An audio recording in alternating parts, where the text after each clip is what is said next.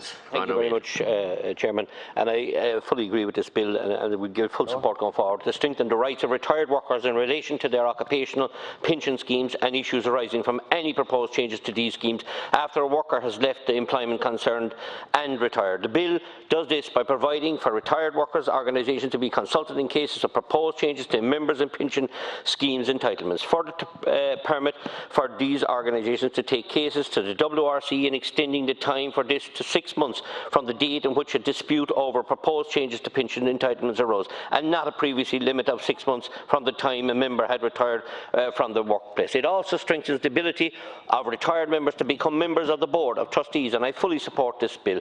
And I fully support the protesters outside the Dáil, peaceful protesters outside the Dáil yesterday, from the ESB, from Bus Éireann, from Quilta. I know some Quilta employees are really being discriminated with their Stamp A and Stamp B, but I'd like to concentrate on the ESB, the only one company I'm talking about that has been a successful and profitable company over the last 10 years and more, with operating profits averaging 533 million per annum in that period. However, during this successful period, ESB has consistently discriminated against pensioners, denying them a pension increase pro rata representation on the governing bodies of ESB pension scheme, and have ignored their right to representation in discussions that would affect their future financial security. They have been denied voting rights on issues affecting them as pensioners, and the ESB has ignored the fact that pensioners represent 71% of the total pension scheme membership. Correspondence with successive governments that has fallen on deaf ears, governments that have lacked the political will to initiate change and introduce proper legal protection for pensioners and give them representation rights